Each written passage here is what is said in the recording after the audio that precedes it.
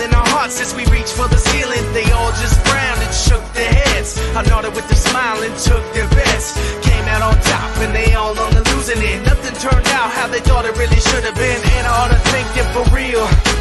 Gave me the fire, they turned me to steel. If love is war, life is a battlefield. Headed for the sky, wonder how that'll feel. Ready to be living it, making dividends. Winning is a goal and I know that I'm getting it. My ride to the top is getting imminent. Waiting on the challengers, go ahead and send them in. This song's for the winners, never giving up, never giving in when life gets tough. This song's for the soldiers, never calling quits. Live for the challenge, they can never get enough of this. Song's for the winners, never giving up, never giving in when life gets tough. This song's for the soldiers, never calling quits. Live for the challenge, they can never get enough of this. I can see the sun's rays and they're parting the clouds. My path is so clear and I'm walking it now. I think all the haters are starting to doubt why they hated in the first place. It's hard to figure out where all of that came from. It's a shame, son, could've come along, but you're digging your grave. Someday we can set aside our differences, and you can chill in my villa, sipping on expensiveness, slacking with the bitterness. Relax, the battle is over, let me bury the axe. Set down your blades, dull your tongues. We out of the ring, so off with the gloves, and let's shake hands like men do. I don't need to rub it in, what I've been through. It's clear I'm the winner, but you can win too. If you let go of the hate, it's so simple. This song's for the winners, never giving up, never giving in when life gets tough. This song's for the soldiers, never calling quits. Live for the challenge, they can never get enough of this. Song's for the winners, never giving up, never giving in when life gets tough. This song's for the soldiers, never calling quits. Live for the challenge, they can never get enough of this. This song's for this song's for this song's for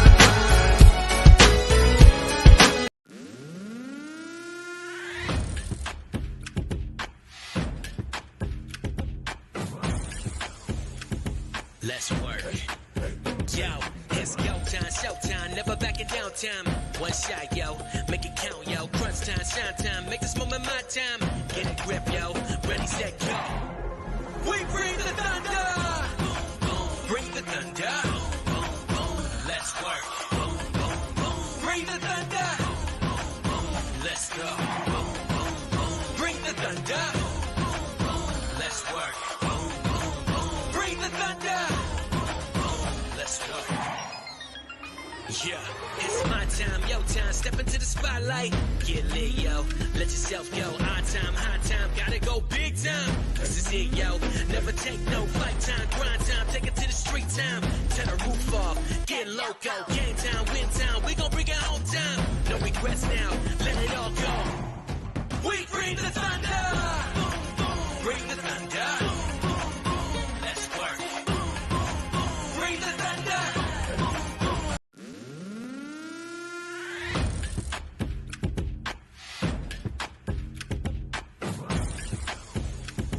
Let's work.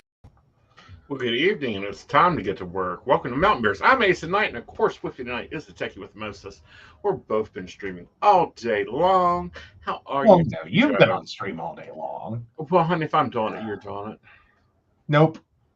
Okay. Sometimes I just say no. Uh-huh.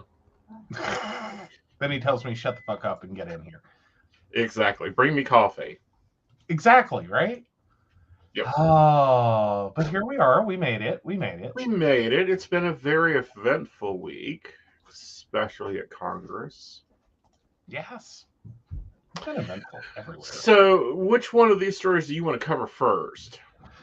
Oh, well, you already alluded to it, so let's start with Congress. Club Q owner reads to Congress the hate mail they got after the shooting. The shooter was doing God's work, read one message Club Q received. All gays should die. Now, I watched this congressional thing, and I'm sorry, I was clueless. I am clueless to where these congressmen think they are. Because last time I checked, they're supposed to be representing stuff.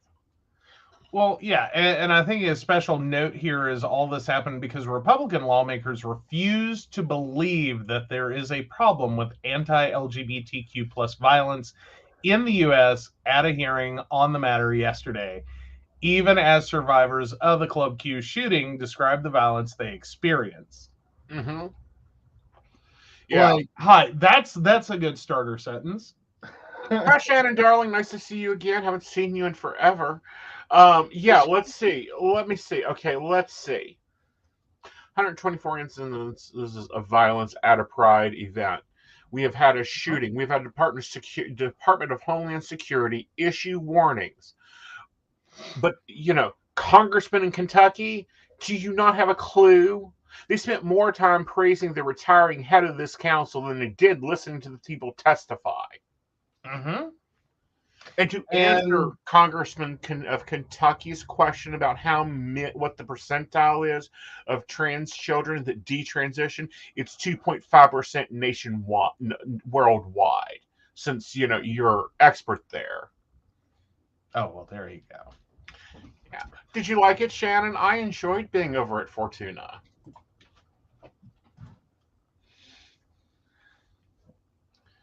It was just ridiculous. The rhetoric that came out of these Republican congressmen's mouths. Mm-hmm. Well, yeah, and apparently this is all as the far right conservatives online started accusing LGBTQ plus people of grooming children, which, if anyone's not aware, that's another term for being predators. Yeah. What? Yeah. Like, hi, talk about going back to the 1950s. Like, Jesus. No, this was late 40s, early 50s. Like, yeah. Boy, I hope you're talking about the stream. Unfortunately, Democrats, according to, and we will name names here, Republican James Comer, Republican out of Kentucky. Oh, yeah, you're the same Kentucky that, your poverty rates are up, your unemployment is up. Let me state clearly that we can certainly see. Back this up. That the hearing after he blamed the Democrat-controlled cities, the mayor of Colorado Springs is a Republican. Let me state clearly, you're consistently said Republican commanding volumes of all forms, condemning volume. Unfortunately, the Democrats are using this committee's time and resources today to blame Republicans for this horrific crime. This is not an oversight hearing. This is a blame Republicans. So we don't have to take responsibility for our own defaults, defund the police, and soften crime policies? Well, no. Let's see. Defund the police. How about train the police? I want to know how many trained policemen have had sensitivity training, how many plain policemen have had training in general when dealing with the LGBT population, because as one policeman that is now a chief of police of a city said to me, "Oh, you two boys just need to calm down and stop having such a little pity problems." Quote. Meanwhile, I'm just sitting here going, I think that percentage is easy to figure out. You just look at the back of their police car, and if it says "In God We Trust," you assume they have not.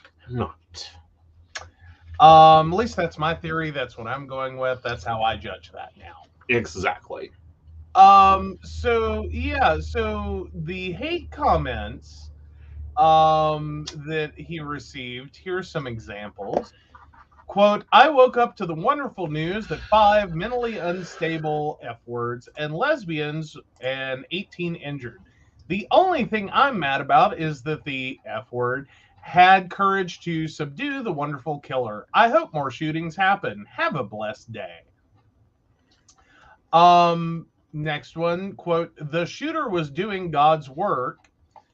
5 less F words, not enough. Those that stopped him are the devil. All gays should die. Yeah.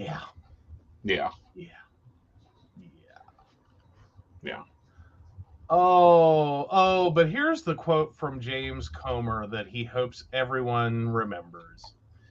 Quote, no one should have to experience what you all have experienced. Let's see, at the hearing, after he blamed the violence on, quote, Democrat-controlled cities.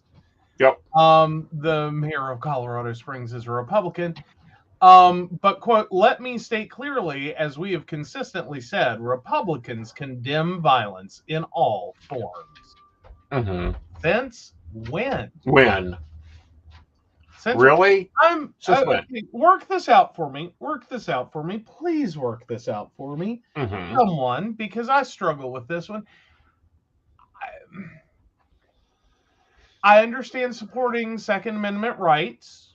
I'm not saying just supporting Second Amendment rights makes you into violence. But how many school shootings does it take before you place lives over a totally unfettered Second Amendment right? Like how many lives? How many shootings? How many school shootings does it take before you go?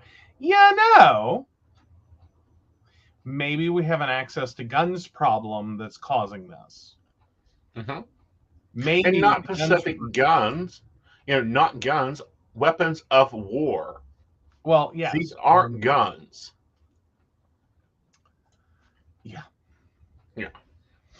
Yeah. Yeah. Yeah.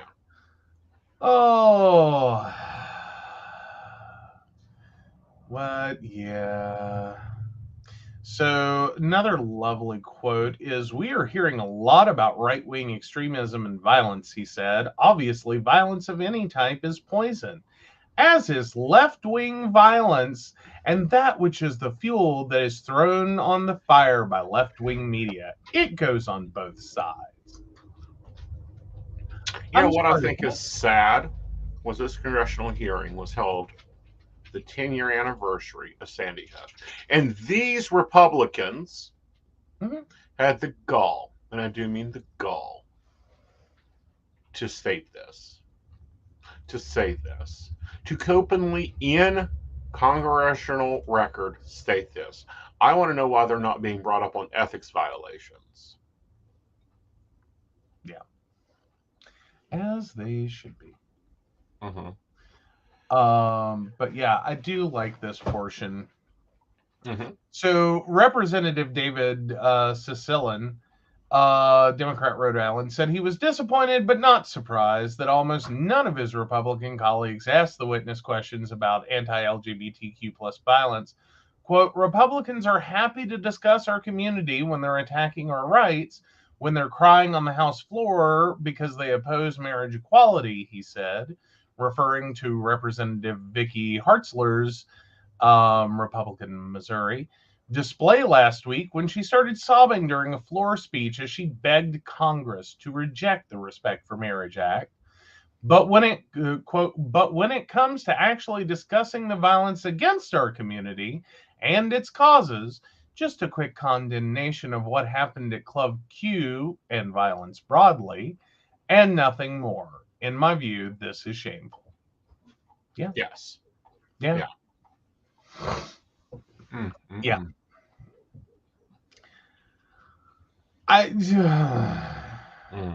And this is available. If you guys missed this, it's real. If you're hearing your congressman's name being called, go see what he said. Go see what you voted for. You see what you're stuck with for the next 6 years. Oh yeah. Like, okay. All of the this level of uneducated people in Congress today is fucking scary. Mm-hmm. Okay. And I'm talking simple education. It took 2 minutes to do a Google search. And then, I'm not happy with our side either. The representative, I believe she runs the youth program in Colorado. Very unhappy with you. You didn't know statistics and couldn't quote facts that Google could have found for you while you were talking. Yeah. That's sad. Yeah.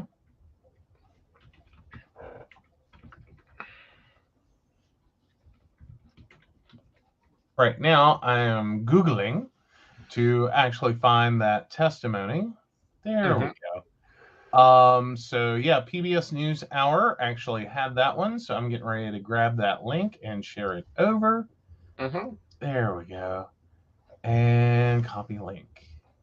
there you guys go. If you want to go watch the entirety of that congressional hearing, it's right there. Granted, it's not very action-packed, so you can just listen. Because it's a congressional hearing, and if you try to watch that, it's like watching paint dry, only on old, wrinkly people. Hey, I got a lot of work done while I listened to it. I'm just saying. You know, if you wonder what Aeson listens to during the day, that's what Aeson listens to during the day. I know, kind of scary, right? So anyhow, I'm just saying, Katie Porter's the only one that can actually move all of her facial features. It's like the darling of the show anytime you watch. True. Now, the representative from DC, I really liked her. She was on Zoom, and you know she's pushing for statehood for DC. She has been pushing for statehood since there is there. Yeah. As we know, Washington DC is not a state. It shouldn't be a state, according to the original idea that it was supposed to be a territory, so it wouldn't. But Congress now currently has rule over it and its policies because it's government property. Yeah. That includes the residential sections. Yeah. So I'm now for statehood of Washington, D.C. I can understand that one. Yeah. So what is going on over in the Department of Energy? Oh, well, it's an unfortunate turn of events there.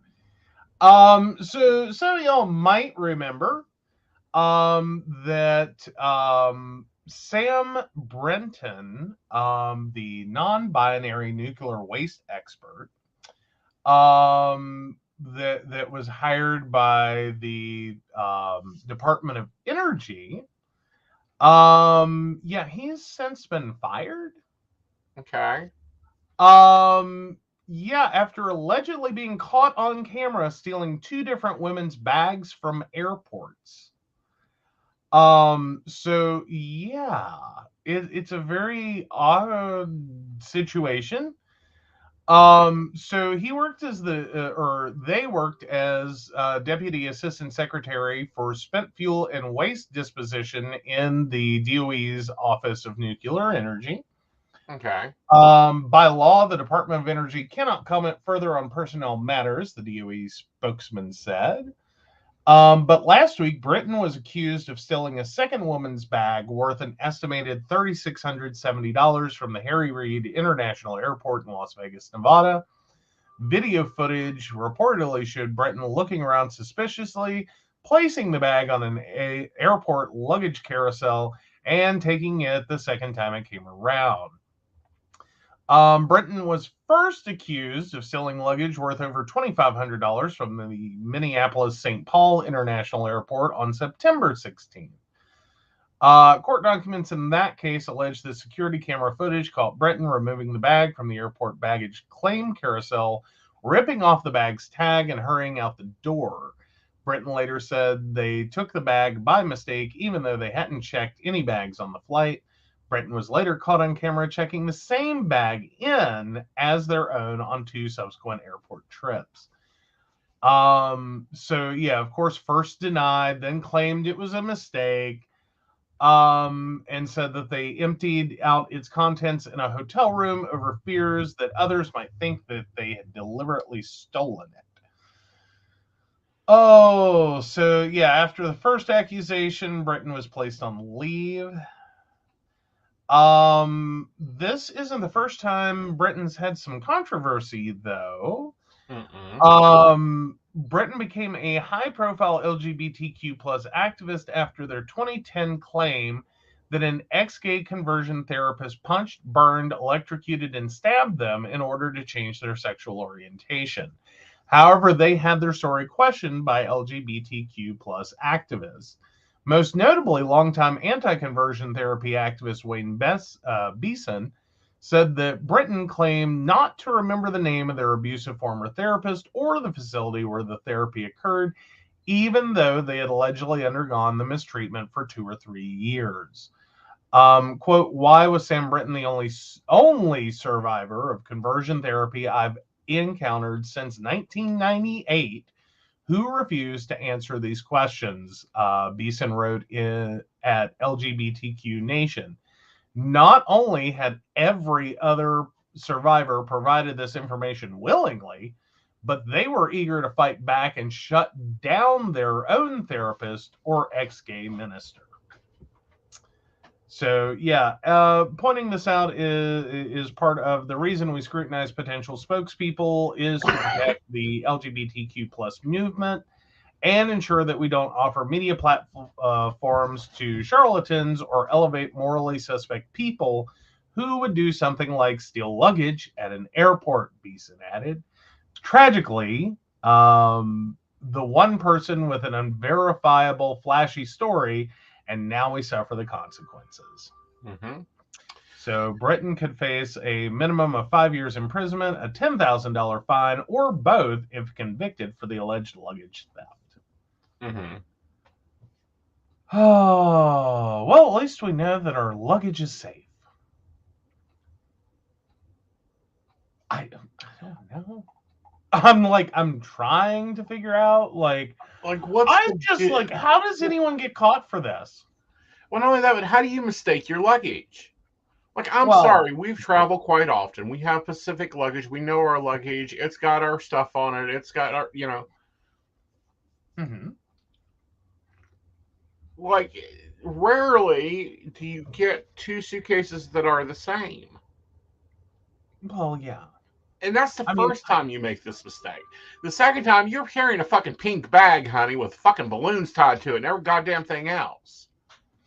Well, and here's what I'm I think it's a bullshit story, but I'm just going luggage worth over $2,500 and $3,670.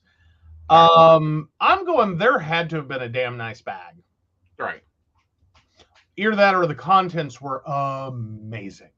Mm-hmm. Because one of the two has to hold true. Right. I just can't fathom. Mm-hmm. But again, I just don't even know how someone gets caught for this. Right. I mean, just being blunt, I don't know how someone gets caught for this. I mean, airports lose luggage all the time. I can't imagine they actually bothered. Well, they bothered. Here. Well, no, they bothered because this is someone that's targeted. Mm-hmm. Well, sorry, we know that there's a target on the back. That's when you got to be, in my opinion, extra careful. True. And I don't know. Maybe that's a big part of the story somewhere. Mm-hmm. Is that yes, this closet klepto. Mm-hmm. You know what I mean? That's the only thing I can think is closet klepto. Right. Someone figured out that they were a closet klepto. Mm-hmm. And hi. Right. Just keep presenting opportunities or keep following around. Right. And eventually you have a news story. Well, and it's eventually you have a fired job and egg on our faces. Yes. Because I remember when he was hired, he was big news for some reason. Because they were the first person hired to the Department of Energy that was non-binary. Right. If I remember correctly, I believe that's true. Mm-hmm. But yes. Mm-hmm. But no, again, I don't know how anyone gets caught for that. Right. I'm sorry, I just don't know. I'm surprised when I land somewhere and I've checked luggage that it actually arrives. Right. I have zero faith in checked luggage. If I can't hold it, if I can't put it in an overhead bin, I do not believe it's going to be there. I really don't. It is. Right. It's a very profound thing for airports to lose luggage. I always assumed some of that was theft anywhere along that process. Right. From the moment you check it in to the moment that you expect it to come down that conveyor belt and swing past you. Right. Which they start doing before you've even deplaned. Mm-hmm. So, Right. at that point,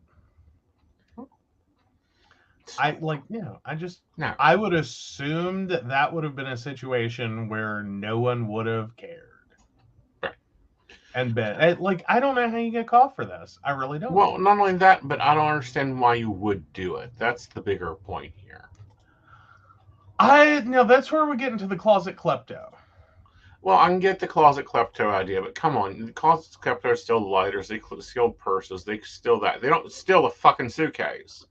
Okay, but see, and I'm not saying this against any part of the community in a horrible negative way. I'm talking in terms of people whose identity or their sexual identity, or personal identity, gender identity, derives from what could be perceived as cross-dressing. Many do begin with theft of that clothing because they are not confident enough to go and buy, opposite gender clothing. Like you don't just show up one day wearing, a t-shirt and baggy jeans and go, and now I'm ready to be non-binary. Yeah. I don't think that happens for anyone. I don't believe it does. I think you maybe find different ways, ordering through catalogs, ordering online, telling some story about, oh, it's for my mother, whatever, something. Oh, well, he works for the Department of Energy. He can't be making that bad of a salary. Okay, but not now, then. Right. Okay. Way back. Mm-hmm. And I think for some people that can, not all, definitely not all, or it'd be far worse. I think for some people it can, unfortunately, become part of the thrill, even though you don't need to steal. And we've seen this with celebrities, oh God, what is it? Naomi Judd? 5-finger discounted to hell? Mm-hmm. It was literally just, it's the problem of being a klepto. Mm-hmm. You have to steal. It's a compulsion. It's like an OCD for theft. Mm-hmm. You just can't not. Right.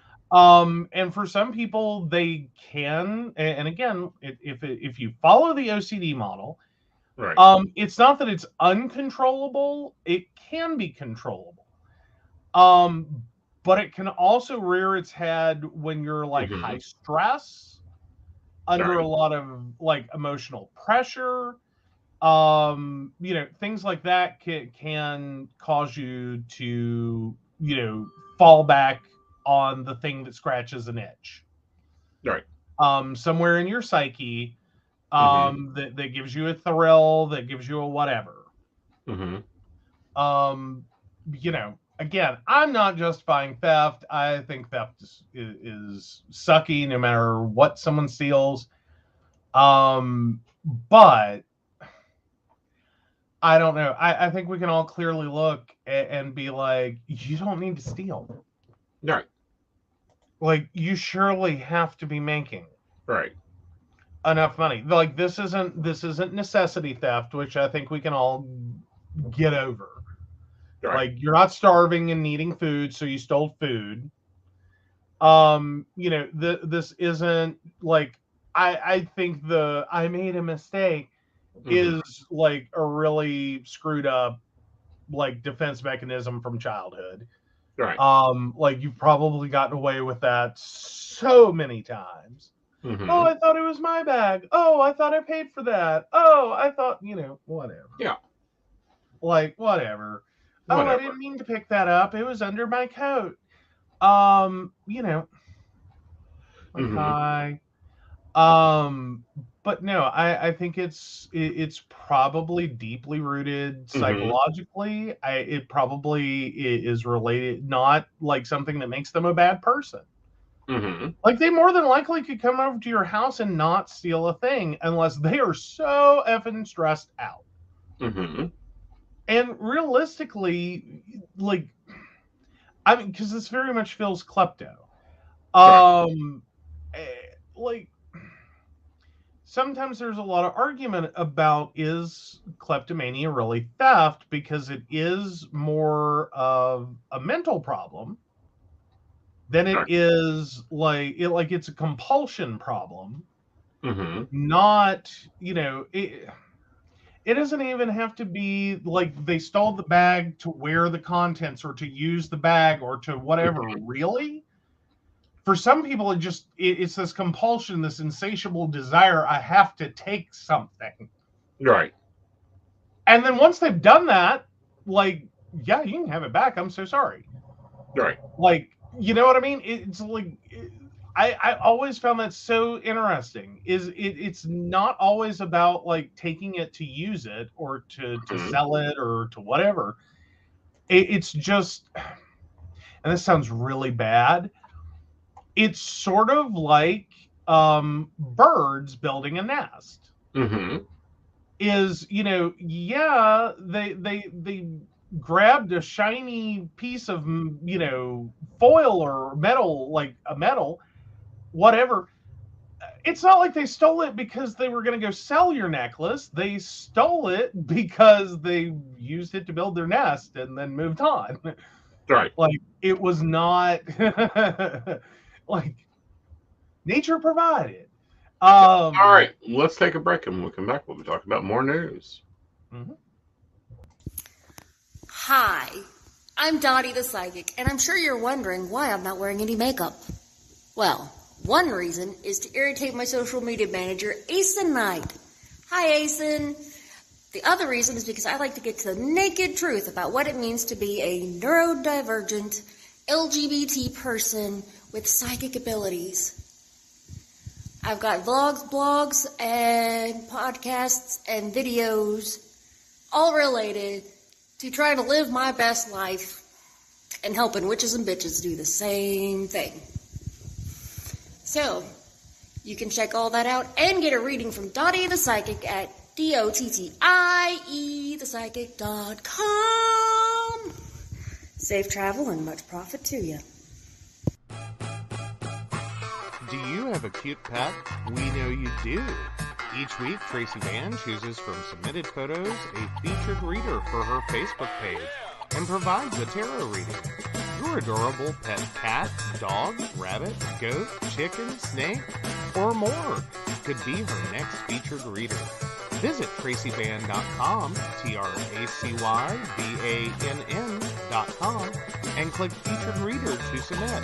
We look forward to seeing your pet next.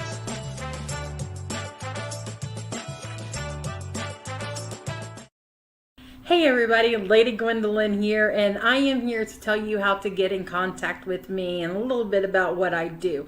I am the High Priestess that works with shadow work to help you grow and heal.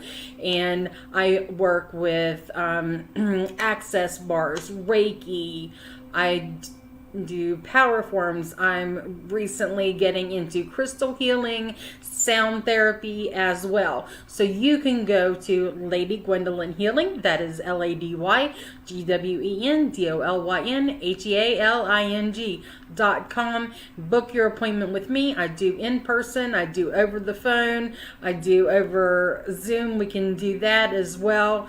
My main goal is to help you grow and heal, because I've been there, I'm still going through it, and I let my strength help guide you. See you soon.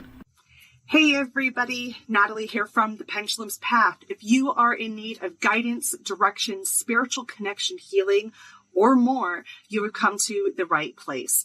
I have worked as a psychic and a medium for over 3 years, connecting people from all over the world with their loved ones, giving them insight and guidance into their current situations, their past healings, their blockages, and what they need to know in order for them to have a better future. It would be my absolute honor if you would come to my website at www.thependulumspath.com. Visit my shop. I have a whole bunch of crystals, oils, bombs, mystery boxes, and more. And visit my services. I offer 15-minute, 30-minute, and 60-minute sessions. I also have email readings available if you're not comfortable with the one-on-one session with me, or if you just want to try me out. I encourage you to come visit me at the Pendulum's Path, and let's get you back on the right track today. Okay, welcome back. So, there's been this case, and the Supreme Court had to step in and send it back down where it belonged in New York. You want to take this on? Sure. So, New York Appeals Court says Yeshiva University must recognize LGBTQ plus group. So, a 4-judge panel agreed with a lower court ruling that the university is not exempt from New York's anti-discrimination law.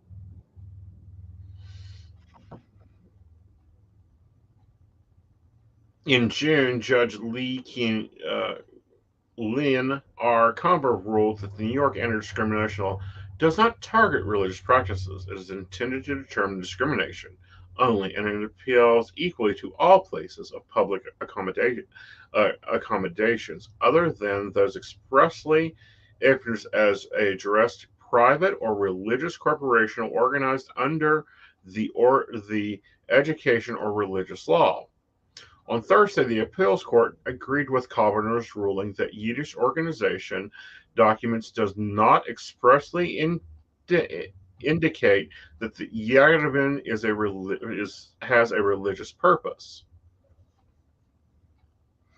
All right, so quote, the record demonstrates that Yeshiva already recognizes LGBTQ plus student organizations at 3 of its graduate schools, which are legally part of Yeshiva's corporation, has done so for over 25 years and made clear as early as 1995 that this recognition did not mean Yeshiva endorsed or accepted the views of those student groups, the judges said. As such, and in light of Yeshiva's corporate purpose as an institution of higher education, we find that denial of recognition for the Pride Alliance is not, quote, essential to Yeshiva's, quote, central mission. So yeah. Fun ruling. Yep. So I believe, and the vote was 5-4. The ruling follows a Supreme Court decision in September not to block the lower court's order. Yeshiva University has argued that the lower court's decision was unprecedented and entrusted that Yeshiva's church autonomy and that the school cannot comply with the order because doing so would violate its sincere religious beliefs. Have we heard this enough? About how to form its undergraduate students in Torah values. But again, Roberts and Kavanaugh siding with the court's liberals, the court ruled that the university must examine all Jewish avenues in New York before it could hear the case. In a statement, the American go for that. There are too many words I don't recognize.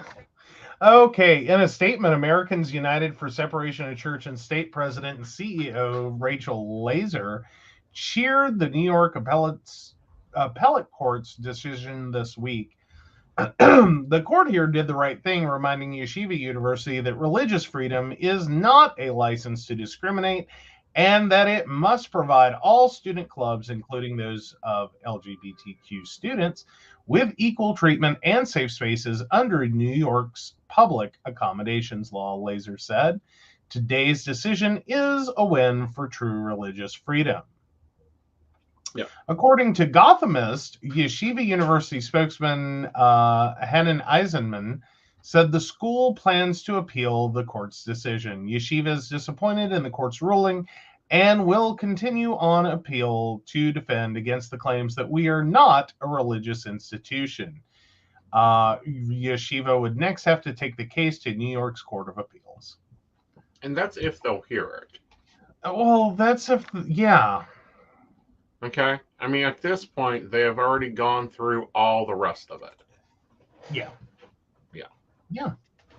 I think they're really not hearing the message that you're a university with a general education program. Mm-hmm. Because that's what it sounds like. Yeah.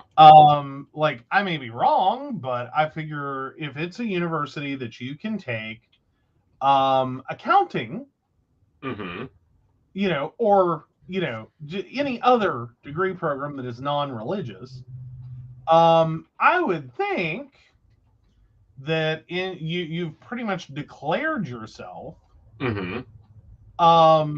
as a general education institution, not a religious education institution. Mm-hmm. And I think that was the distinction being made. Right. As to, like, hi, what are you trying to do here? Mm-hmm. Like, yeah, they have a school of business. Like, yes, they have a Jewish studies, but they have a school of business. Yeah. Oh, let's see. What's some other departments and majors? Because there's the Stern College. Yeah, art history, studio art, biology, chemistry and biochemistry, computer science, economics, education, English, history, mathematics, music, philosophy, physics, political science, psychology, sociology, speech language, pathology, and audiology, STEM, the S. Daniel Abram Honors Program. Yeah, like, hi. You're a full-fledged college. You're a full-fledged university, excuse me. You're not just a religious studies. Like, that's not your core. Right. You're not just taking in the adherents of your religion and churning out more educated adherents of your religion. Right. Like, and I think that's the model that they were looking for. Mm-hmm. When So shut down your other schools other than Jewish studies. It's a real simple thing. Yeah, and that's basically what they got told, Right. reading between the lines, is you're a school with a religious studies department, you're not a religious school. Right. Like, those are very separate things. Right. Like, I kind of go back to, and I don't want to totally, like, always jump to family, but, like, there is a college, okay, I'll do it this way. There is a college in Greensboro that I think could have very well gone to. It's Guilford College. They are a Quaker school. Mm-hmm. Doesn't mean you get a full Quaker education while you're there. Right. But that was their founding. That was how they started. Mm-hmm. Yes, you're probably in the course of being on that campus, unless you're blind, deaf, and stupid, gonna start to get some understanding of, like, Quaker theology, Quaker thought process, etc. But and it's a Quaker school, but it's not like, okay, you're an adherent of our religion, you can attend here, and only if you're an adherent of our religion. And then while you're here, you have to follow all of the tenets of our religion in order to graduate with a program in religious studies or with a degree in religious studies. Like, that's kind of the same thing Yeshiva's doing here. Right. Is like, hi, no. Like, other schools get this. Right. Why don't you? Well, not only why don't you get the rest of it? Why don't they get I don't, can they not read English? That's my whole point. I don't know, it's pretty straightforward. Does it need to be printed in another third articles? I don't know. Can I don't know, does Google Translate do English to Yiddish? Yes. I'm quite sure. Really? Is that an option? Oh, come on, it can't be an option.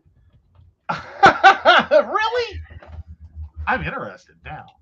Now I have to go find out. So I'm starting with English. Can I go to Yiddish? Yes. Well, sorry, I could put it in Hebrew, but you can go straight to Yiddish. Where? I don't see Yiddish. I can go to Yucatec Maya. Welsh, Zulu. I mean, I can put it in Hebrew. I mean, that's close enough. I would just think it would be better if it sounded like someone's grandmother is berating them with that article. That's my theory. There you go. Welcome to Mountain Bears. Oh, okay. Sorry, I didn't see it as a Google Translate option. I know. Do I have to go to the full Google Translate? Is that what I did wrong? No, I just typed it in. Oh, okay. Well, there's that. Oh, but anywho, like, welcome to Mountain Bears. Berringsentus Bannergeber? I don't know. I have no idea. Please critique my Yiddish. I just attempted. I've got nothing there. Baglajan Schudenbeer. Okay. It's probably wrong. Someone's grandmother's gonna like pelt us in the future with handbags. They can pelt us. All right. No. So I don't know. Did you see that? The Oompa Loompa apparently it was so fascinated by his his garbage pile kid card that he's now produced cards that you can buy digitally that look even worse. They have his face on it? Well, yes. I mean, you just set that one up and it was just too easy. I was like, Well, I know, but at the same time, I mean, he's been selling hats and T-shirts and all this other crap. But now he's selling digital ETFs for $100 a piece. How broke is he?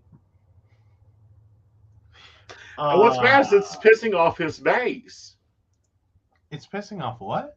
It's pissing off his base. Like, they are mad at him. Where is this article? I want to see this. I want to see the nightmare he has created. Like, you're ticking off your base? What? Oh, I love it. Please let the thing eat its own tail. Oh.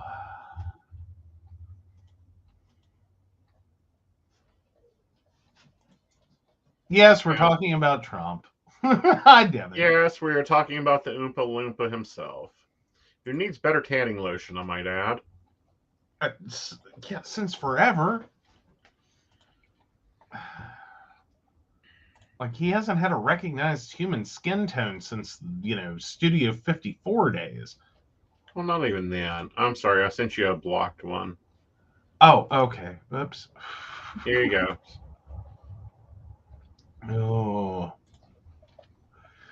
Oh, is that the good one? It's coming. Yeah, that's blocked one. Okay. Oh, enters the NFT market. Oh, dear God. Oh, dear God. Really? Trump's major announcement was to hawk his $99 NFTs. So, yeah, former President Donald Trump unveiled Thursday a, quote, limited edition collection of NFT trading cards featuring cartoon-like images of himself depicted as a superhero, Hollywood actor, and more, after teasing a major announcement on his Truth Social account. Oh, and then because they're NFTs, I'm sure they're not going to have photos because they don't want to pay. Like, that's the thing. Every time someone uses an NFT, you have to pay. Right. Yeah. Oh, that's just save yourself some money. If you want the Oompa Loompa, go for the original. Oh. You can go over to eBay. Let me pull this up. We're gonna show you where it is. Like, we'll do your shopping for you. Oh God, no. Oh, I don't want to make it easy for someone to buy these. This is very easy for them to buy. This is the perfect one. Seriously? Seriously. Oh, this is just cringe. It is on Amazon. Well, actually, it's eBay. Oh, dear God.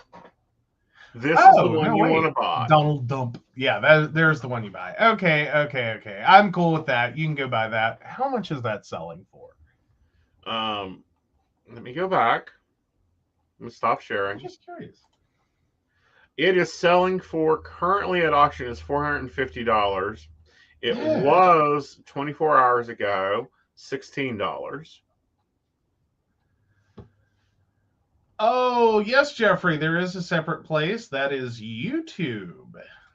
Yes. Yes, Jeffrey, you can view us on YouTube. I'll be glad to get you a link.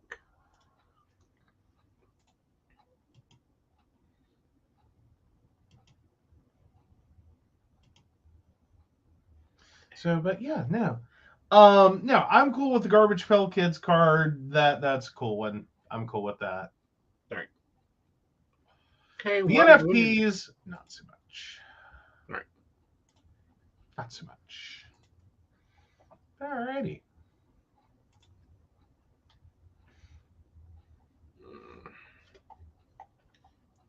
All right, what else you got for us? We seem to be knocking I'm these out. giving Jeffrey a link. Well, hurry up. I'm trying to be nice and get that for him. There you go. Come watch us over on YouTube. That way you can take part in the Jeffrey has polls. things to do. I know. Sorry. It takes me a minute. God.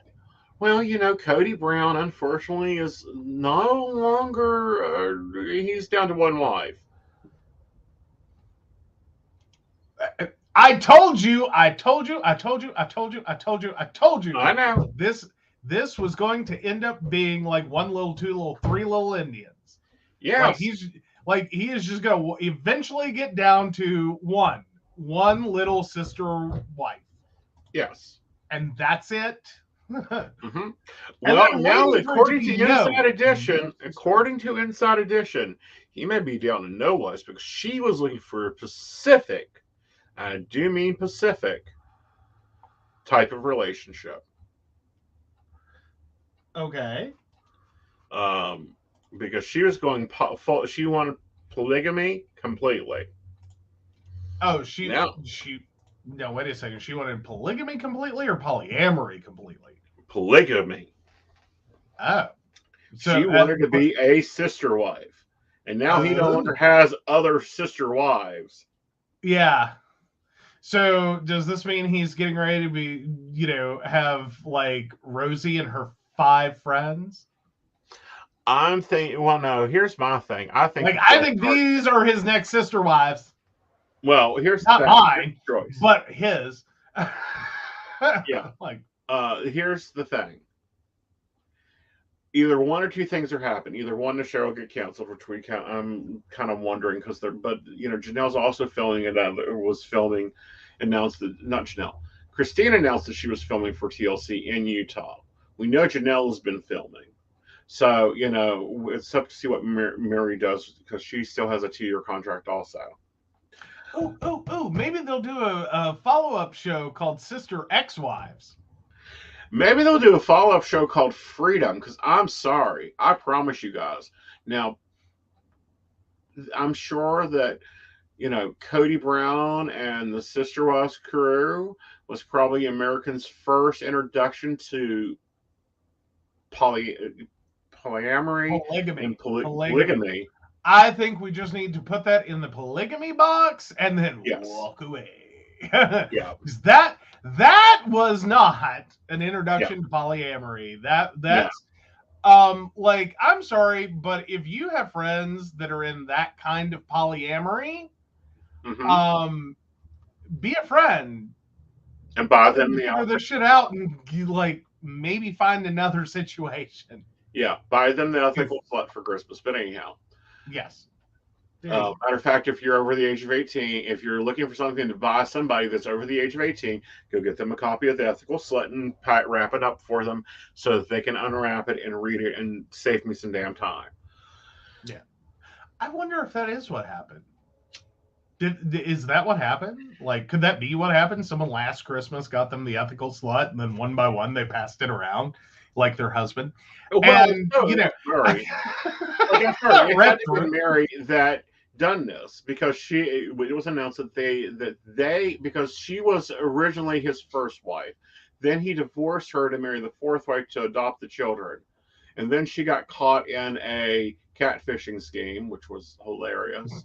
Straight women, I'm telling you. But anyhow, so and then she done all this sweet stuff for his anniversary, and he basically said, "No, we're just going to be friends. We're going to have a platonic relationship." The same thing he done with Christina, I might say. Then the same thing he done with Janelle. Like, this boy's got a damn pattern for divorces. Yes. Yes. Like, also, generally, like, I don't know. I sometimes I wonder if it's like TLC just finds the most like out there people. Mhm. Like, and I'm not talking like, oh, they're really quirky. I mean, like, they're out there. And then goes, let's give them a show because this is going to have ratings written all over it.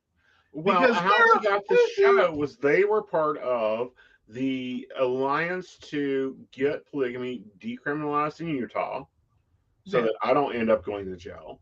And then they were part of working on getting it included, polyamory and polygamy included in the Equality Act, in the, getting it to where it's a legal marriage, so you can get some, a government legal marriage.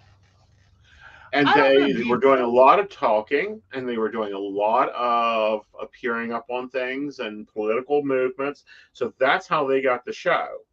Yeah. Well, but do you think that they have actually managed to accomplish anything good for their cause? Like, Yeah, let's just boil it down. At the end of the day, after all of this, after season after season, all 17 of them. Yeah. Do you think in the intervening 17 years, what do you think it's done for polygamy, not polyamory? Because the whole poly community just shoved a crowbar in there and went, no, yes, not what this is.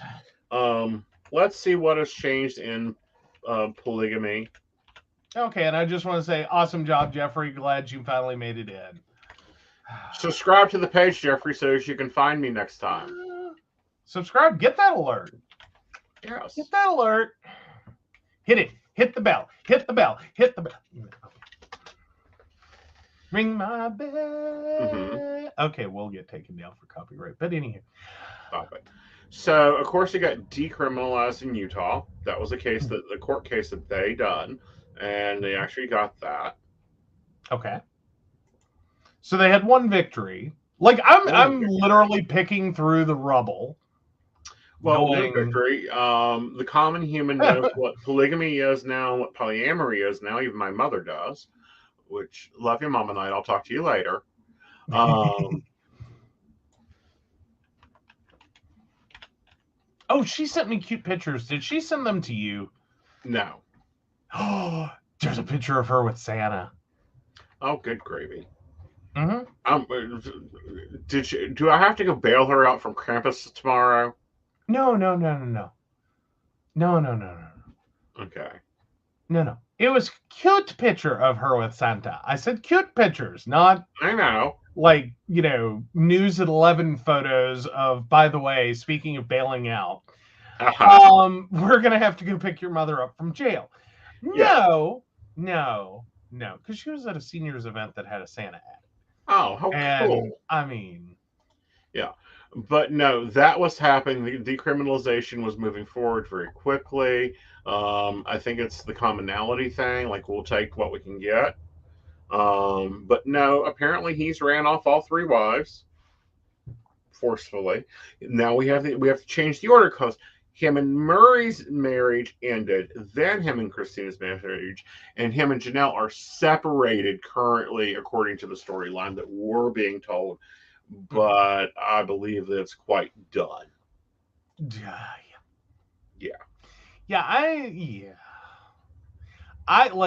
I really honestly can't believe it lasted for 17 years. I would have thought once it all started going to air, Mm-hmm. like, I really believe them when they say we don't watch. Because it's like, well, if you watched what I watched, I think year 2, you would have had some questions. Well, I think year 1, you would have had some questions. Because I watch your TikToks and I've got questions. Really? Yeah. I mean, I'm not trying to pick up apart someone's relationship. If it makes you happy, that's great. Go have fun with that. Enjoy. I'm just saying, I think if, like, you saw what you were effectively putting on air, you should really understand. Well, what gives me, it makes me question if we should switch to Apple when we renew our contract, and here's why. For the past 2 seasons, they filmed them on Apple iPhones. You know, my idea is that we have our own reality show. Oh, Lord. Oh, see, unfortunately, you just blur the line between, is it a reality television show or is it an OnlyFans that needs a, setup? So no.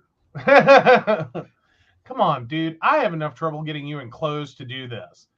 Boy, I've been in these clothes all day. I know. I don't think your chairs, I don't think our neighbors are ever going to be the same. Like, I think they're now scarred because you've worn clothes all day. Okay. All right. So let's take a break, and when we come back, we'll find out if he's an asshole. There we go.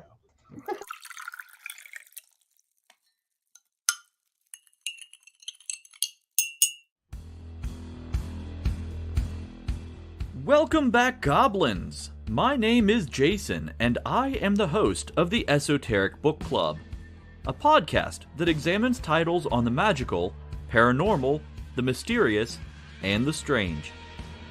I release 2 episodes a month, in which I review books on esoteric topics, recap news of the weird, and conduct interviews with authors, practitioners, and experiencers. The Esoteric Book Club can be found on every major podcast service, or can be streamed directly from esotericbookclub.org.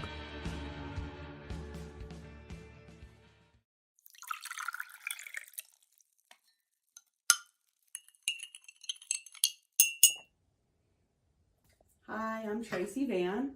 I provide a blended reading consisting of mediumship, psychic, and tarot cards. A reading from me can cover any guidance you need from relationships with your partner or your family, spiritual, financial, any questions you may need clarity on. If you would like to book an appointment with me, check out my website, tracyvan.com. That's TracyVann.com. I have bookings from 15 to 60 minutes you may choose from. That helps if you just have a quick question, need an answer, or if you're looking for a reading in more depth, I'm here to provide the guidance and clarity for you. Let's just figure it out. Bye.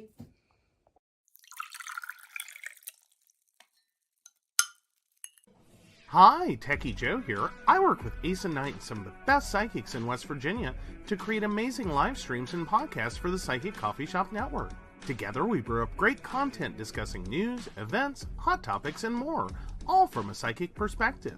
On the Psychic Coffee Shop, we interview amazing authors in the metaphysical realm. Coffee and Tea combines Aeson with Tracy, Dottie, Natalie, or Lady Gwendolyn for the good and the bad of being a psychic. Shameless Self-Promotion with Dottie the Psychic talks to leading and emerging YouTubers and business owners in our community. Mountain Bears brings you the latest in LGBT news and politics.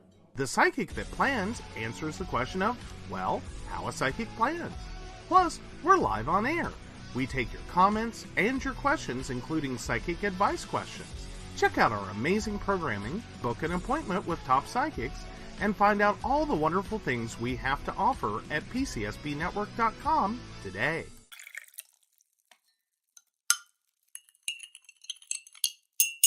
Hi, I'm Aeson Knight. I provide tarot readings covering everything from love and relationships to your life questions and your most spiritual answers.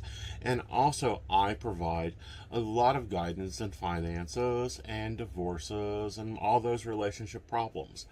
So, if you'd like to get a reading from me privately, not on air, you can feel free to do so by visiting aesonnight.com and booking your appointment. I also provide on-demand services, so if your life is a little chaotic, you can go ahead and click that call now button there on my site. Great for a quick answer question.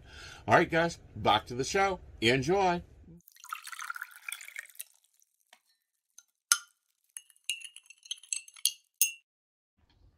All right. So our original one got pulled. I'll just say that now. Yeah, it was. Yeah. So In hindsight, I can see why. Okay. Yeah. I'm looking. Anyway, we let's got a decide new one. on if Joe's an asshole this week, shall we?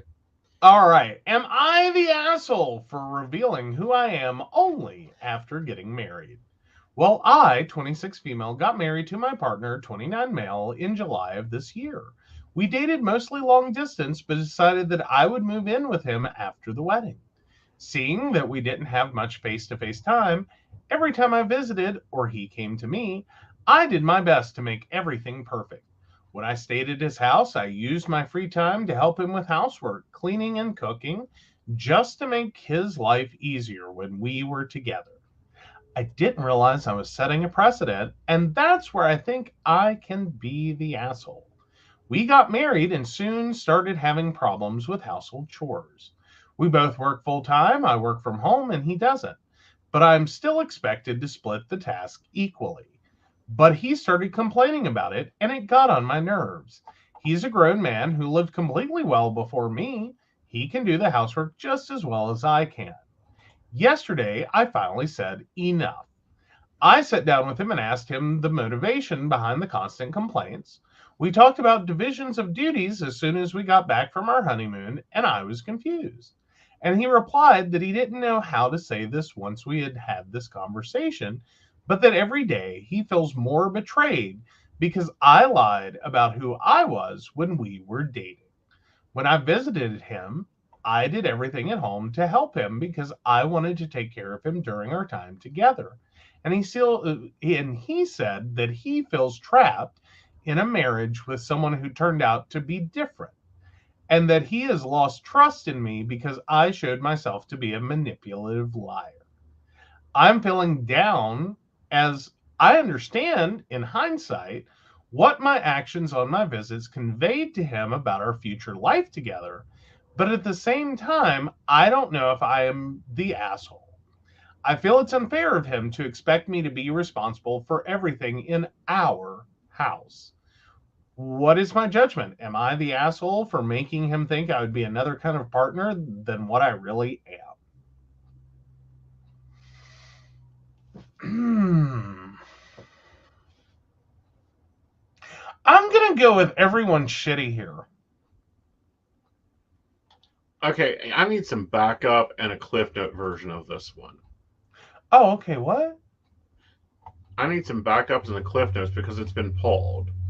Like, we're going to start screenshotting that one. But anyhow, so what did she supposedly lie about? Okay, so basically, when they were dating, she was little Susie Homemaker who did everything. And then once they got married, she dropped that like the front that it was. Right. And didn't really think about it. Because now they were living together. Now they were, because before she was traveling or he was traveling. And so they were taking time for their relationship and that whole thing. So she was doing all the cooking and cleaning and everything she could to take care of him.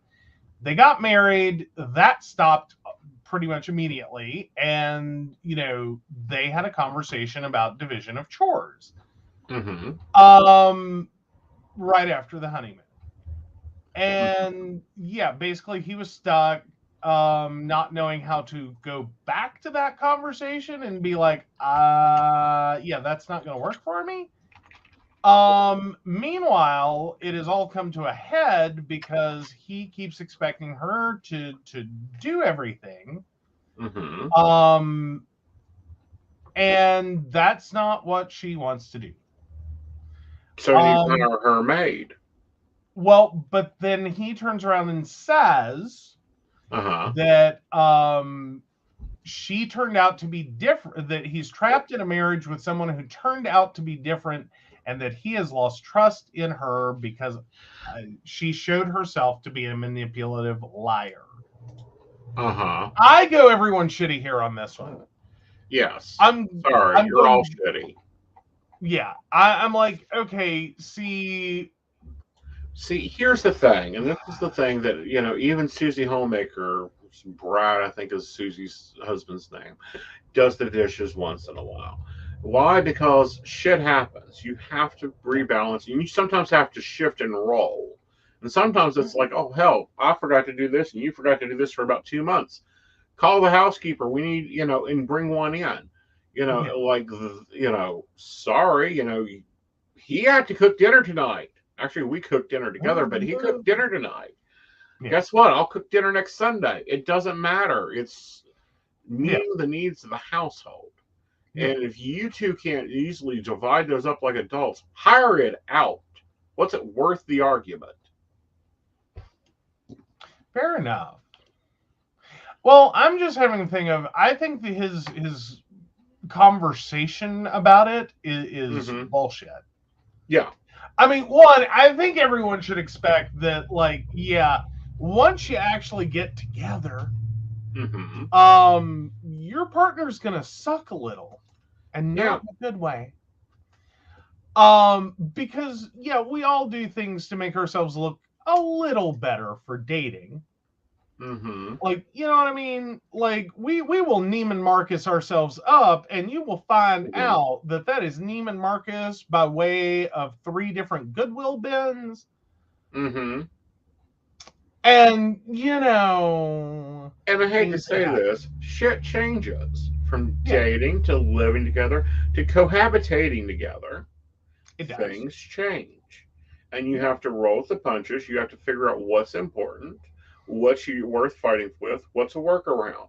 Oh, she doesn't have time to clean house and work her new job that she lives with you doing. Okay, get a maid, or clean it yourself. Well, but here's my other part of that. I can kind of also see this from his perspective.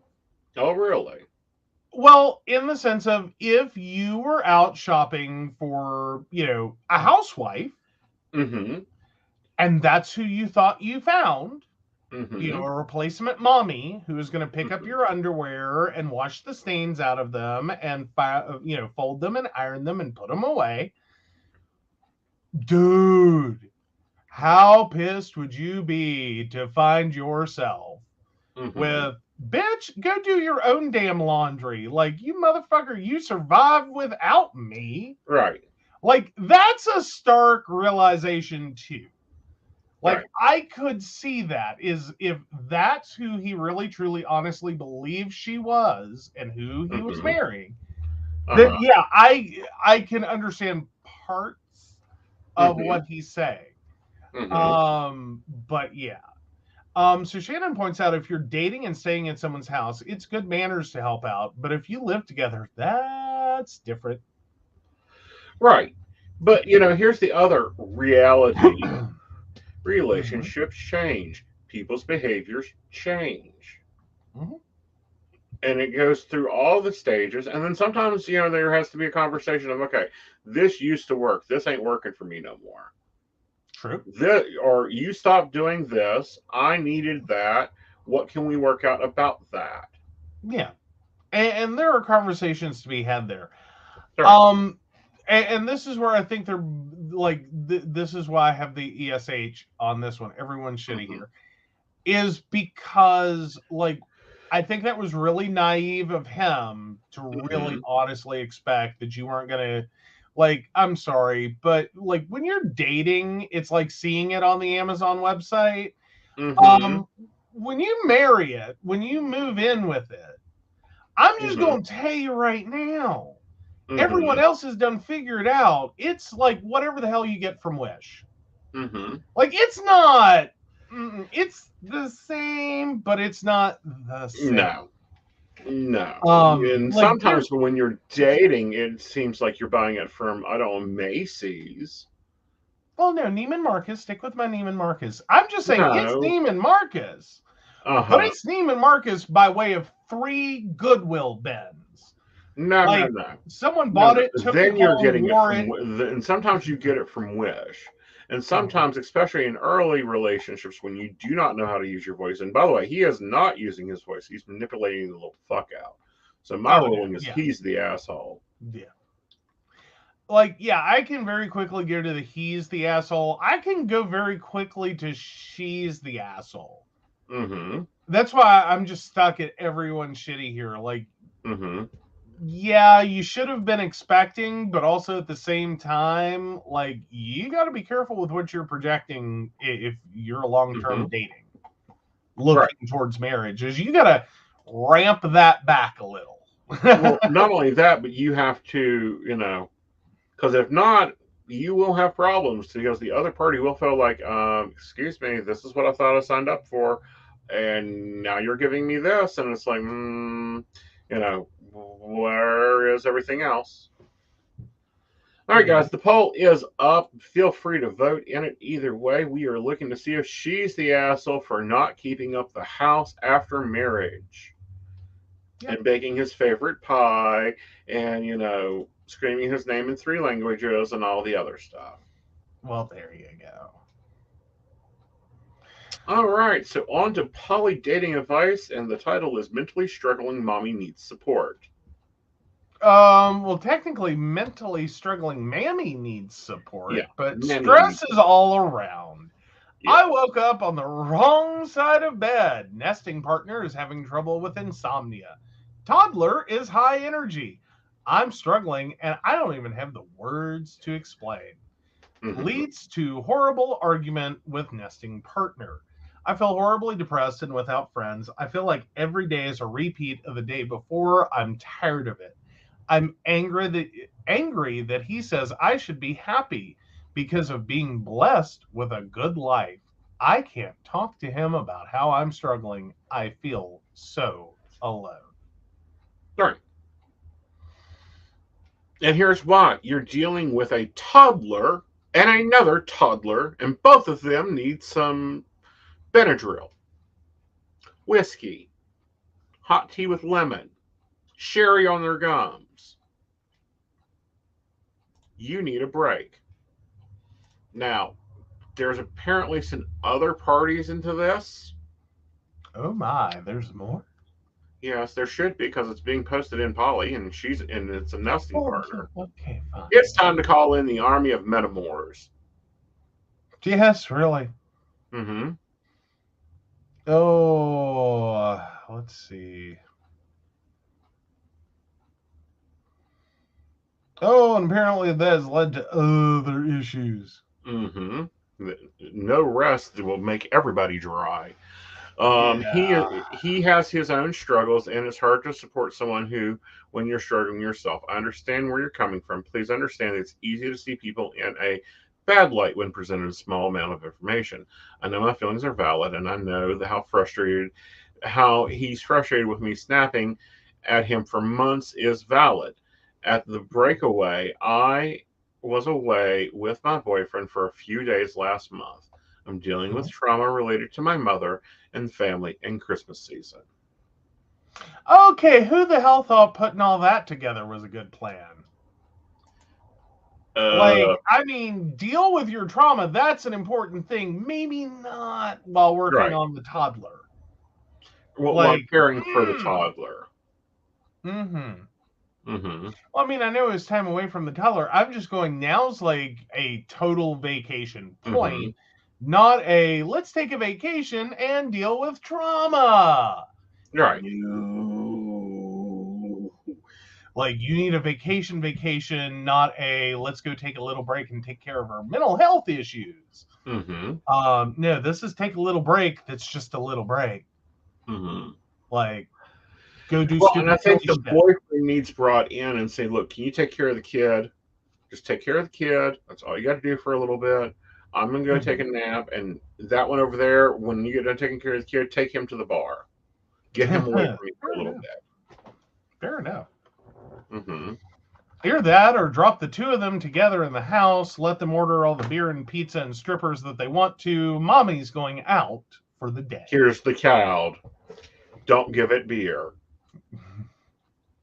Oh, come on. Where's the fun in that? Mm-hmm. Please don't give your children alcohol. It's a really bad thing. Don't do that. Unless they're teething, and then you give them good brandy or sherry, depending on which one you want to use, and a frozen waffle, and be done with it. Just start with the frozen waffle. Yep. Like just the frozen waffle. No, the sherry to keep the infection down. You don't want those teeth to get infected and come in crooked. Oh. Or for the child to get pneumonia from yelling that loud. Oh. But we all have our breaking points. And the point of that being is you've got to look at those breaking points and go, okay, I'm reaching a breaking point. And, you know, this is a tool from Brene Brown, and this is what we use in this household. So in this household, we need 110%. We at times don't have 110%. Sometimes I've got 5 and Joe's got 80 and Invisible Assistant's got 4. Maybe 3, you know, if he's having a really bad day. Yeah. You know, but we ante up and say, this is what I can do. This is my limit. Okay. Well, this is my limit. Well, I can cover you the rest of that percentage today, but tomorrow I'm going to need someone else to cover it. Mm-hmm. Mm-hmm. And you have to balance out those responsibilities and those loads. And that's not what's going on here in this household or with this polyfamily. And I do mean polyfamily. They only mention, you know, dealing with the nesting partner. Where's the metamors? I'm sorry. I done told my, you know, it's a common knowledge. We get a kid. We all get a kid. Yep. And if you don't want a kid, get out. Exactly. Because it's not going to work. No. It's really and it's kind of, not. you know, it's like if one of us starts dating children. Well, not dating children. Dating with children. Ah! Guys, I've been on stream on Backhouses since 8 a.m. So I've now streamed for 13 and a half hours. We start the show on groomers. We end the show on groomers. God damn it. No, sorry. He never will mean dating children. He has enough trouble trying to be around 20-year-olds. I do great with 12-year-olds. Not on a date. Not on a date. No, not on a date. Lord, no. Being around them. 12-year-olds I can have a conversation with. 20-year-olds, I need to slap across the head and tell them to go sit down and shut up somewhere. Oh, my gosh. And I should clarify, in an emergency situation, he did have to go pick up a friend's 12-year-old the other day. It was a very short ride between point A, point B. No grooming occurred. Well, no point in the grooming, but anyhow, not what I'm talking about. No, but, you know, if we started dating a single parent with 3 children, well, guess what? We just got 3 kids, guys. Who's taking baseball? Who's taking soccer? And, oh, somebody better figure out dinner. Invisible, you're great at pizza. Get on it. There you go. Oh, okay. I'm doing neither football nor baseball. Baloney, that's my job. You can handle the clients. Okay. I enjoy sports. I enjoy watching sports, especially high school sports. Everyone knows that we delayed the show for a little while so I can go watch volleyball when my niece was playing volleyball. I got to enjoy our friend's kid playing soccer. Like, I am built for band dad.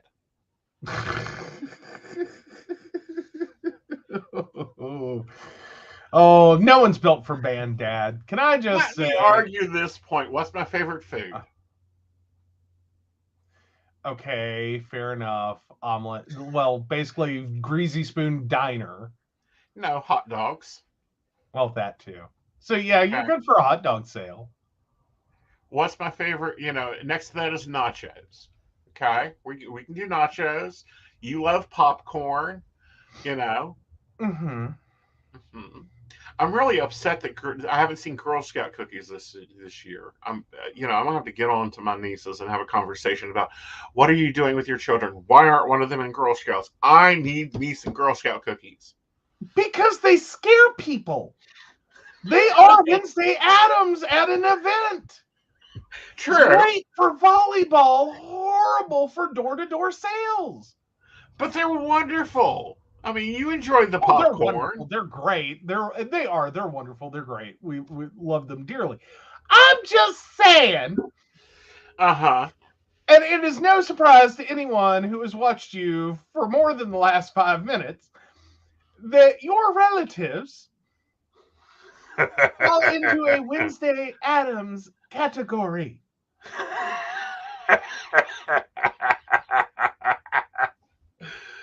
Like you will not, like, I will guarantee you they will go to the door and say the words, "Would you like to buy some Girl Scout cookies? They're made with real Girl Scouts." Just saying. We'll do it. We'll have to do it. We'll not be able to avoid doing it. It will be a compulsion. Uh-huh.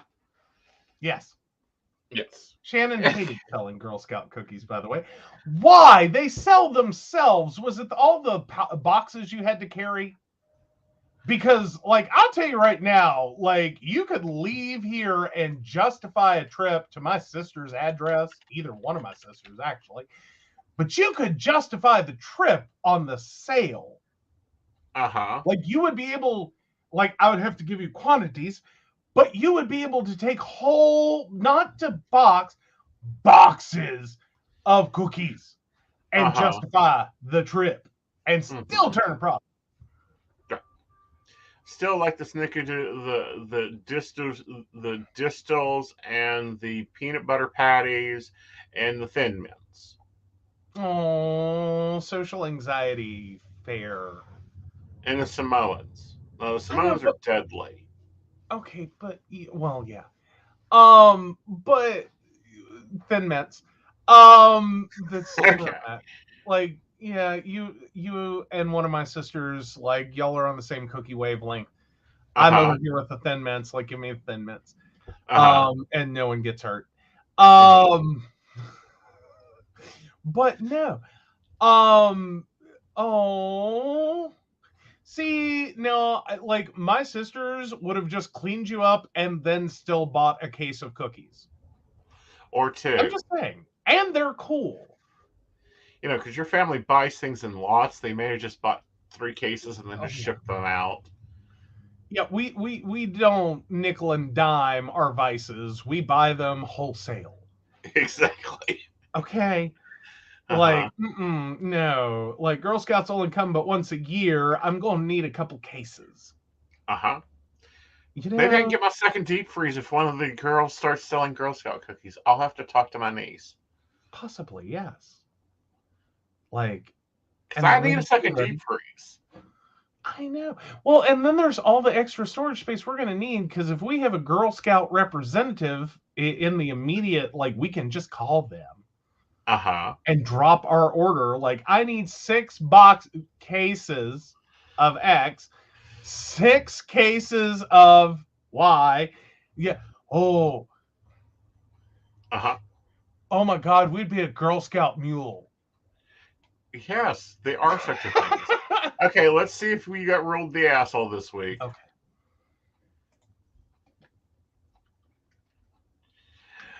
Unfortunately, no, you are not the asshole. Okay. I can live with that. All right. All right. So, guys, this is a very fun weekend for me. We are headed to Vice Versa in Morgantown, West Virginia. I'll be doing readings all day, and we'll be partying at night. The readings are at the Yule Market. The party is at 9 p.m. I believe the show starts at like midnight. We have some amazing entertainers coming in and being there. Let's go ahead and bring those up. If we could, Joe, bring up a link for me. Okay, 1 second. I was totally not prepared. He will prep I'm for days. sorry. Do what now? He will prep for days for other people's. Yeah, I know. I laid you right once, and I've been walking all over you ever since. Whatever. Tell me about it. Actually, twice, but we won't go into that.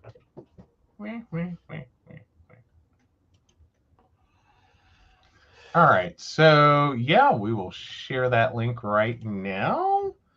Yule Ball and Market, December 17th, 3 p.m. to 8 p.m. and 9 p.m. to whenever. And then we got to put the 2:30. It's West Virginia. The bar closes at 2:30. And oh, dang it. There's the link. Sorry. Thank you. I was quick on the keyboard. Uh-huh. All right. Well, let's go see if we can find our entertainment for the night. Oh, and double check, please, because I'm just seeing reports. We are getting reports there may be some snow. So double check before if you're coming any distance, check before you come. If we get snowed out, I'm sure we'll be announcing a replacement date. Is that what happens? I don't know at this point. We will be doing the best we can. Of course, we're going to have Elijah there. He'll be doing some lovely dancing for us. We will have the world famous and one of the main performers there at Vicer, Montaz. Yes. Yes. And we'll have special guest appearances from Robin Hart Love. And of course, rocking into the night is the hostess of our ball, Miss Rainbow Pride, West Virginia herself, Demetria Brockwell. Hey! Didn't we see her? We saw. Okay, cool. Yes, we've seen her before. We enjoy watching her. Yes. Yes. So they will be performing. Mr. West Virginia will be there with his booth, working with a nonprofit during the Yule Market. Mm-hmm. Oh, and since we're not queer enough, let's go ahead and just plug that group. Like, sorry, if y'all missed a live stream last night, you missed a live stream. Okay. Give me a minute to pull it up. And don't forget, Krampus is visiting. Krampus Imagine More Love. Imagine More Love will be there. Mm-hmm. What does Imagine More Love do? Well, no, that's another vendor I wanted to bring up. Yes. Sorry. Yes. Well, still, what do they do? They make clothing. Ooh, very awesome. Very awesome. Of course, Quality Insights will be there. Quality Insights. There we go. Yeah. That's Higher Education Outreach Program. Nice. Yes. And of course, we will be collecting coats, jackets, shoes, small toiletries, socks, hand warmers, sleeping bags for Friendship House. Yeah. In Morgantown. So we will be doing a lot of charity. We'll be doing a little bit of partying. We'll be doing some tarot readings. Yes, I will be there reading tarot throughout the day. You'll find him in the back in the Hall of Mirrors. By the pool table. By the pool table. Like, what can I say? I picked good spaces for him. Well, I told him that's where I wanted. Well, that and your ego needs a 360-degree view. Duh. That's required. Uh-huh. Uh-huh. So I Plus, hope we thought if we got him there. trapped by the mirrors, we could contain him. Pop! Here's a hope. No. Yeah. Well, if I put you in the DJ booth, you're going to take the mic, and we'll never get you to shut up. No, honey, I will put on my own show. Exactly. That's why I put you in the Hall of Mirrors, trying to cage you in. And of course, at 9 o'clock, of course, Aeson goes off shift, so be sure to get there before 7 o'clock if you want a reading. Absolutely. Because we're going to be packing that in, and again, I'm going off duty. You see a rum and coke in my hands, you done, and there's a drag queen on stage, you done got there too late. Oh, screw it. Go ahead and do a couple of readings while you've got a rum and coke. No. Yes! You tried drunken divination, it didn't do shit for you. It still ain't going to do shit for me. But I'm drawing boundaries. I'm not missing a performance. Okay, fair enough. I'll let you have one night off. I swear. All right. Well, guys, we hope you've enjoyed the show tonight. We also hope that you're having fun, that you're safe, and we will be seeing you Sunday. Well, if you don't come see me on Saturday, I will see you on Sunday on Psychic the Clans. We'll be laying out a holiday week and talking about some decisions we're making for 2023's planner. So with that all, good night, y'all. Good night. Your job ain't done. What? Oh, crap.